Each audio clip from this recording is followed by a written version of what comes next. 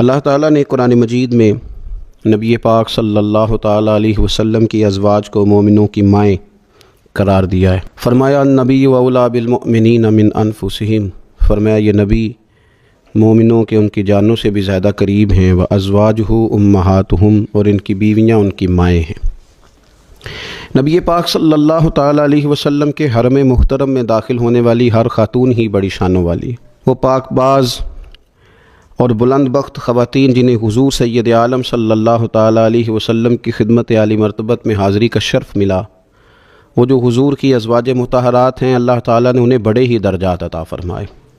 لیکن ان خواتین میں سے سیدہ خدیجہ الکبریٰ رضی اللہ تعالیٰ عنہا، سیدہ عائشہ صدیقہ رضی اللہ تعالیٰ عنہا انفرادی شان رکھتی ہیں، باقی تمام بھی کئی شانوں میں منفرد ہیں، کئی مقامات میں منفرد ہیں۔ آج ہم بات کرنے جا رہے ہیں سیدہ عائشہ صدیقہ رضی اللہ تعالیٰ عنہ، وہ خاتون جس کو میرے نبی پاک صلی اللہ تعالیٰ علیہ وسلم نے فرمایا عائشہ تم سے نکاح کرنے سے پہلے حضرت جبریل امین علیہ السلام 3 دن تک ریشمی کپڑے میں تمہاری صورت لپیٹ کے لا کے مجھے دکھاتے رہے، اور عرض کرتے یا رسول اللہ صلی اللہ علیہ وسلم یہ عائشہ دنیا اور آخرت میں آپ کی بیوی ہے۔ نبی پاک سید عالم صلی اللہ تعالیٰ علیہ وسلم نے اس پاک باز خاتون سے فرمایا عائشہ یہ جبریل کھڑے ہیں اور تمہیں سلام کہہ رہے ہیں۔ حضرت عائشہ صدیقہ رضی اللہ تعالیٰ عنہ کو اللہ تعالیٰ نے بڑی شانیں عطا فرمائیں، اور سب سے بڑی شان یہ تھی کہ وہ رب کے حبیب کی محبوبہ تھی۔ نبی پاک علیہ السلام نے سیدہ فاطمہ الزہراء رضی اللہ تعالیٰ عنہ سے خود فرمایا، کہا فاطمہ تمہارے باپ کو عائشہ سے بڑھ کر کوئی بھی محبوب نہیں۔ حضرت عائشہ صدیقہ رضی اللہ تعالیٰ عنہ کو اللہ تعالیٰ نے انفرادی عظمتوں سے نوازا، انفرادی شانوں سے نوازا، ان کو اللہ تعالیٰ نے بے شمار خصوصیات عطا فرمائی۔ حکیم الامت مفتی احمد یار خان صاحب نعیمی رحمۃ اللہ علیہ فرمایا کرتے تھے سیدہ عائشہ صدیقہ کے فضائل تو ریت کے ذروں سے بھی زیادہ ہیں، بارش کے قطروں سے بھی زیادہ ہیں، ان کے فضائل تو درختوں کے پتوں سے بھی زیادہ ہیں۔ اللہ تبارک و تعالیٰ نے انہیں بڑی عظمتوں سے شانوں سے نوازا۔ حضرت ابو موسیٰ اشعری رضی اللہ تعالیٰ عنہ فرماتے ہیں کہ نبی پاک علیہ الصلوۃ والسلام کے اصحاب کو اگر کسی دینی مسئلے میں اشکال ہوتا تھا تو وہ جا کے اپنا مسئلہ سیدہ عائشہ صدیقہ سے حل کروایا کرتے تھے۔ اللہ تعالیٰ نے انہیں اتنا علم عطا فرمایا تھا کہ صحابہ کرام اپنے مسائل جا کے سیدہ عائشہ صدیقہ رضی اللہ تعالیٰ عنہ سے حل کراتے۔ کیوں؟ اس لیے کہ انہوں نے دین مدینے والے رسول سے لیا تھا، انہوں نے ڈائریکٹ حضور سے دین حاصل کیا تھا، فیض یاب ہوئیں۔ حضور سے جو کچھ انہوں نے حاصل کیا انہوں نے امت میں تقسیم کیا ہزاروں کی تعداد میں۔ حضرت عائشہ صدیقہ رضی اللہ تعالیٰ عنہ کی مرویات ہمارے سامنے موجود ہیں۔ حضرت حکیم الامت مفتی احمد یار خان صاحب رحمۃ اللہ علیہ فرماتے ہیں کہ از آدم تا ایدم، از آدم تا ایدم، یعنی جناب آدم علیہ السلام سے لے کر آج تک کائنات میں حضرت عائشہ صدیقہ رضی اللہ تعالیٰ عنہ سے بڑی عالمہ فاضلہ خاتون کوئی نہیں ہوئی۔ انفرادی علم اللہ تعالیٰ نے انہیں عطا فرمایا، لوگ ان سے مسائل پوچھتے، لوگ ان سے بات کرتے، پھر علم تھا، اور علم کے ساتھ اللہ تعالیٰ نے انہیں تقوی کی توفیق عطا فرمائی تھی۔ صحبت مصطفیٰ کریم علیہ السلام کی برکت سے ان کے اندر اللہ تعالیٰ نے وہ خوبیاں جو تعلیم امت کے لیے، اور ہماری اس ماں کی وہ شانیں جن پر ان کی اولاد عمل کرے تو وہ اللہ کے قریب چلی جائے۔ حضرت عروہ بن زبیر رضی اللہ تعالیٰ عنہ فرماتے ہیں کہ یہ عجیب سخی خاتون تھی، 70,000 دینار میں نے ان کے ہاتھ میں دیکھے، سارے انہوں نے اللہ کے راستے میں خیرات کر دیے، لیکن جب میں نے ان کے اپنے کپڑے دیکھے تو ان کو پیوند لگے ہوئے تھے۔ 70,000 دینار خیرات کر رہی، اپنے کپڑوں کو پیوند لگے ہوئے۔ 1,00,000 دینار ان کے پاس تھا۔ ان کی خادمہ کہتی ہیں سارا ہی سیدہ عائشہ صدیقہ نے خیرات کر دیا۔ میں نے کہا اماں جی کو 1 دینار رکھ لیتی ہیں، آپ کا روزہ تھا، میں کچھ کھانا لے آتی، آپ کھا لیتی۔ تو فرمانے لگیں کہ پہلے یاد کراتی تو شاید میں رکھ لیتی، تو سب بانٹ دیا اللہ کے راستے میں۔ حضرت عائشہ صدیقہ نے یہ اثار حضور سے سیکھا، امت کو سکھایا۔ فرماتی ہیں ہم کوئی مجبور تھے فاقے کرنے پر، حضور کے در دولت پر تو خدا کے فضل سے بڑی نعمتیں آتی تھیں، لیکن حضور ساری ہی رب کے راستے میں خیرات کر دیا کرتے تھے۔ ان کے اندر پھر اتنا اثار کا جذبہ پیدا ہوا، اتنا انہوں نے ساری زندگی اتنی خیرات کی، اتنا اثار کیا کہ گنبد خضرا کا وہ حجرہ نور جس میں حضور علیہ السلام کا وہ نورانی مزار ہے جس پر 70,000 فرشتے صبح درود و سلام پڑھتے ہیں، 70,000 شام کو پڑھتے ہیں، وہ حضرت عائشہ صدیقہ کی ملکیت تھا۔ سیدہ عائشہ صدیقہ رضی اللہ تعالیٰ عنہ فرماتی ہیں اس میں حضور کی مقدس تدفین ہوئی، پھر میرے والد حضرت سیدنا ابو بکر صدیق کی تدفین ہوئی، پھر ایک قبر کی جگہ باقی تھی میں نے اپنے لیے رکھی ہوئی تھی۔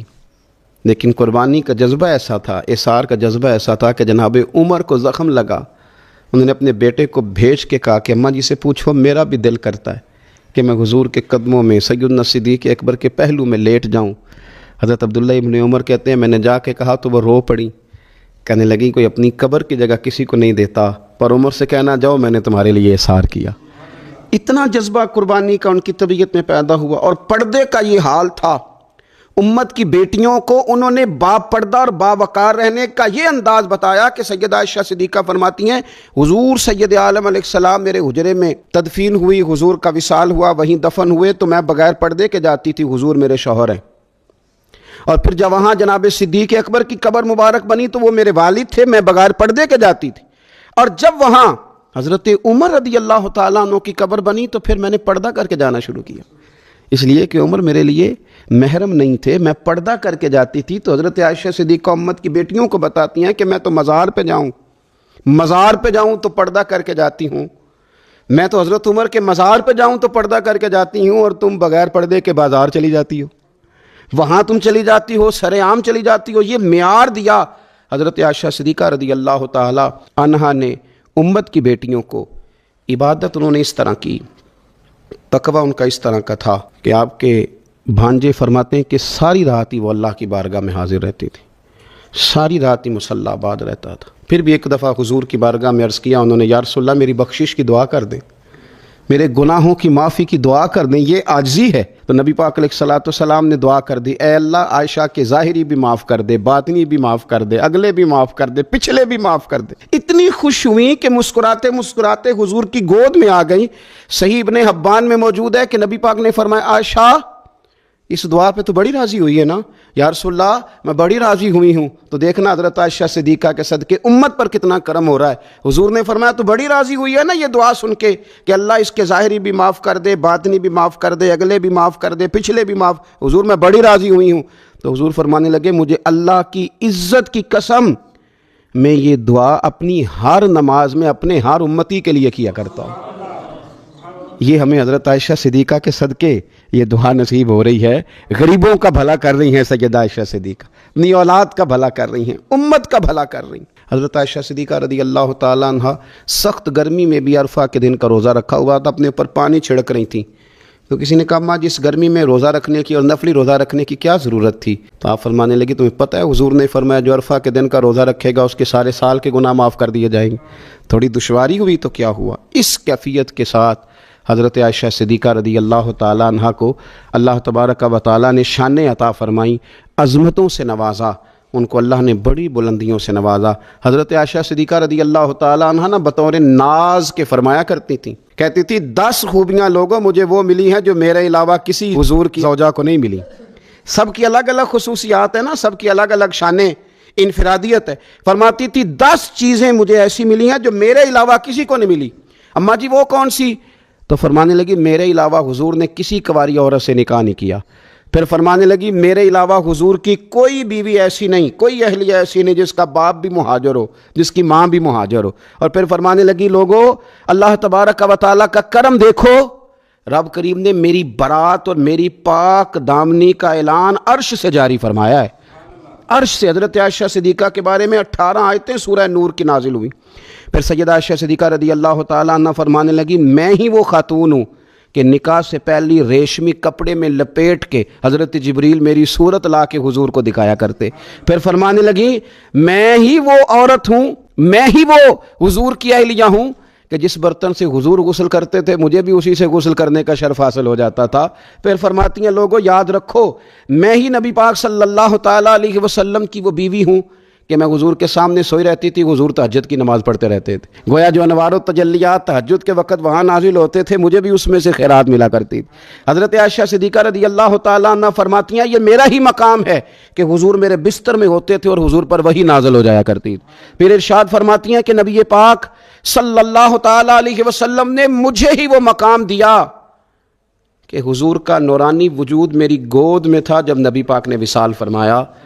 فرمانے لگی میں ہی وہ خوش نصیب ہوں کہ میری باری تھی جب میرے نبی پاک کا وصال ہوا، اور 10ویں نمبر پہ فرمانے لگی لوگوں میں ہی وہ خوش قسمت ہوں کہ جس کے حجرے میں رسول پاک علیہ السلام کو دفن کیا گیا، قیامت تک جس پر لوگ سلام بھیجیں گے، جسے گنبد خضرا کہا جاتا ہے، یہ وہی مقام ہے جو حجرہ عائشہ صدیقہ کہلایا کرتا تھا۔ اللہ تو سیدہ عائشہ صدیقہ کے صدقے ماؤں پہ فضل فرما۔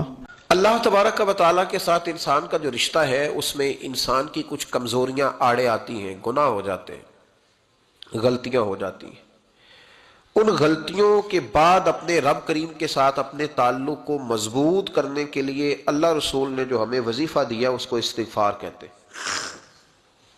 استغفار ویسے اس کا لغوی معنی تو ڈھانپنا ہوتا ہے، یہ غفر سے بنا ہے، لیکن اس کے اصطلاحی معنی یہ ہے کہ جو گناہ انسان سے ماضی میں ہو جائیں ان سے معافی چاہنے کا نام استغفار ہے۔ کچھ لوگ توبہ اور استغفار کا لفظ اکٹھا بولتے ہیں، لیکن توبہ کا معنی ہوتا ہے آئندہ گناہ نہ کرنے کا وعدہ کرنا، اور استغفار کا معنی ہوتا ہے پچھلے گناہوں سے اللہ کے حضور معافی مانگنا۔ اگرچہ مفہوم کے لحاظ سے یہ ہم معنی ہی بنتے ہیں، لیکن ان کا جو اصطلاحی مفہوم ہے وہ یہ ہے کہ جب آپ پچھلے گناہوں سے معافی مانگ رہے ہوتے ہیں تو اس کو استغفار کہتے ہیں۔ اللہ تعالیٰ نے اس استغفار کو بڑا پسند فرمایا، بڑا پسند فرمایا، اور یہ استغفار کے جملے مالی کو اتنے پسند آئے کہ اللہ نے نبی پاک علیہ السلام کو بھی حکم دیا، کہا محبوب آپ بھی میری بارگاہ میں استغفار کریں۔ اگرچہ حضور کا استغفار اس معنی میں نہیں ہے، بلکہ نبی پاک کا استغفار تو بلندی درجات کا معاملہ ہے، چونکہ استغفار خود ایک عبادت ہے، تو یہ عبادت کرنے کا اللہ نے اپنے محبوب کو بھی ارشاد فرمایا۔ جب فتح مکہ ہوئی تو فرمایا اذا جاء نصر اللہ والفتح، جب اللہ کی مدد آئی تو پھر فتح نصیب ہوئی، وَرَأَيْتَ النَّاسَ يَدْخُلُونَ فِي دِينِ اللَّهِ أَفْوَاجًا، تو پھر آپ دیکھیں گے لوگوں کو، لوگ فوجوں کی فوجیں دین میں داخل ہو رہے ہیں۔ لوگ پہلے ایک ایک دو دو کر کے آیا کرتے تھے، تو اب فوجوں کی فوجیں آ رہی ہیں، تو یا اللہ ہم کیا کریں؟ تو رب کریم نے فرمایا محبوب فَسَبِّحْ بِحَمْدِ رَبِّكَ وَاسْتَغْفِرْ، اپنے رب کے لیے حمد کرو، تسبیح پڑھو اور استغفار کرو۔ کیا کرو؟ استغفار، معافی مانگو، اس کے حضور آہذاری کرو، استغفار کرو۔ معنی یہ ہوا کہ جب تو غلطی ہو جائے پھر بھی استغفار کرو، جب اللہ زیادہ نعمتیں دے پھر بھی استغفار کرو۔ ہمارے ہاں یہ ہوتا ہے کہ جب تو کوئی نقصان ہوتا ہے تو وہ اللہ کی طرف سے ہوتا ہے، نقصان ہو جائے تو کہتے ہیں اللہ کی مرضی تھی، اور فائدہ ہو جائے تو کہتے ہیں میں نے محنت ہی بڑی کی تھی، میری جدوجہد بڑی تھی۔ ایک بچہ ایک دفعہ میرے پاس کہیں انٹرویو کے لیے جا رہا تھا، تو دعا کرانے آیا، کہنے لگا میں نے وہاں جانا ہے، دعا کیجئے گا اللہ تعالیٰ کامیابی دے۔ میں نے دعا کی، کچھ اس کو پڑھنے کو بتایا، لیکن کامیاب نہ ہو سکا، لوٹ آیا۔ تو میں نے پوچھا کہ کیا بنا؟ کہنے لگا حضرت صاحب بس اللہ کی مرضی تھی، اللہ کی مرضی تھی۔ پھر ایک دفعہ گیا تو نہ کہا اللہ کی مرضی تھی، تیسری دفعہ گیا کامیاب ہو گیا۔ تو بھئی اب کیا بنا؟ کہنے لگا جی جب میں داخل ہوا تو اس نے جاتے ہی مجھ سے پوچھا سب سے پہلا سوال یہ کہ تمہیں جنرل نالج کی بھی کچھ معلومات ہے یا شعبے کے آدمی ہو؟ تو میں نے کہا جناب پوچھیے۔ تو انہوں نے پاکستان کا حدود اربہ پوچھا تو میں نے فٹافٹ بتا دیا۔ پھر انہوں نے مجھ سے پوچھا کہ یہ جو مینار پاکستان ہے اس کی تجویز کس شخص نے دی تھی؟ تو میں نے فٹافٹ اس کا بھی نام بتا دیا۔ پھر شارٹ ہینڈ کے ایک دو سوالات اس نے کیے تو وہ بھی میں نے بتا دیے، تو الحمدللہ کامیاب ہو گیا۔ میں نے کہا بیٹے جب تو ناکام ہوا تھا تو اللہ کی مرضی تھی، اور کامیاب ہوا ہے تو میں لگا دیے، اب اللہ کی مرضی کدھر گئی؟ یہ اتنا بڑا نقص ہے انسانی فطرت کا، اتنی بڑی کمزوری ہے کہ معاذ اللہ تعالی ہم کمزوریاں قدرت کے کھاتے میں ڈال دیتے ہیں، اور ناکامیاں قدرت کے کھاتے میں اور کامیابیاں، یہ کیا تماشا؟ حالانکہ ہونا یہ چاہیے تھا کہ جہاں انسان کمزور پڑے تو کہے میری غلطی تھی، میری غلطی تھی۔ صوفیاء یہ سبق دیتے ہیں، اللہ کے بندے یہ پیغام دیتے ہیں۔